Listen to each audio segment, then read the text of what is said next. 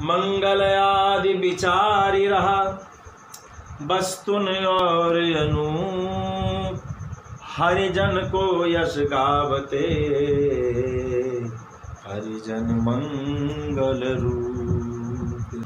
कि मंगल आदि विचारी रहा वस्तुन और अनूप, संसार में मंगल करने वाले समस्त वस्तुओं में भगवत भक्तों का जो गुण वर्णन है यही अनुपम है। हरिजन को यश गावते, जो हरिजन का यश गावते रहते हैं।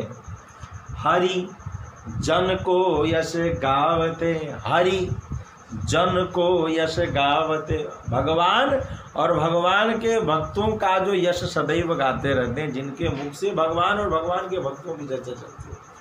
सांसारिक लोग क्या चर्चा करते हैं, हमारी माँ ये कि, हमारे बाप ये कि, हमारे बहनी ये कि, हमारे भैया ये कि, हमारे सगे संबंधी ये कि, हमारे वो ऐसा क्या वो ऐसा, उसी में लगा रहता है। लेकिन यहाँ क्या कहता है, हरिजन गावते, जो भगवान और भगवान के जो वैष्णव गण है, जो भक्त गण है, उनकी जिसको गाते हैं हरिजन मंगल रूप। और इन दोनों के यशोगान को गाने के कारण ये जो भगवान के प्रेमी भक्त हैं ये क्या हो जाते हैं, तो मंगलमय हो जाते हैं, क्योंकि इनका वाणी और शरीर तन मन वचन तीनों पवित्र हो जाता है।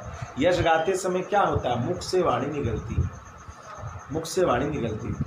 आपने देखा होगा सांसारिक चर्चा करने के बाद, बहुत ही रहस्य की बात है, जैसे गांव परिवार की कभी कोई शिकायत बैठ के हम लोग करते हैं, तो सारी चर्चा करने के बाद अंत में क्या है, अरे जाने दो, जो जैसा करता है इसमें हम लोग क्यों पड़े। चर्चाएं हो जाती हैं, घंटे 2 घंटे बात हो जाती है, रहस्य की बात क्या, अंतिम में कहाँ पहुँचते हैं, अरे उसकी वो जाने मेरी मैं जाने, बात खत्म हो गई बात। यानी उसी समय जो उपसंहार है, उपसंहार में, वार्तालाप के उपसंहार में ही वहीं पर उसका नाश दिखा दिया जाता है। और ये नित्य हो रहा है, लेकिन फिर भी कल सवेरे कल शाम को फिर हम लोग उसी वार्ता में जाएंगे। ये हुआ सत्संग।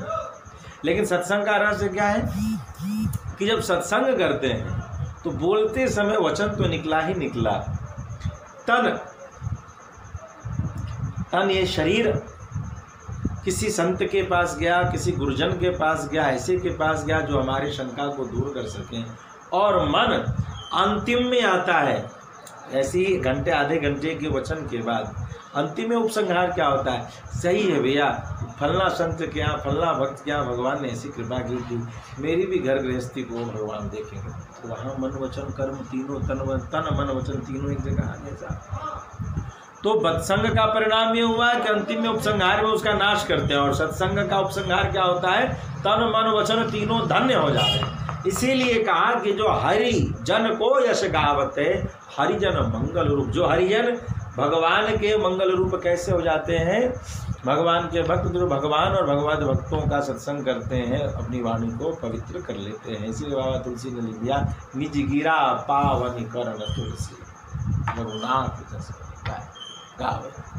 अपनी वाणी को पवित्र करने के लिए बाबा तुलसी कहते हैं कि हमने इस चरित्र को लिखा है, और कोई जजमानी करने के लिए हमने नहीं लिखा।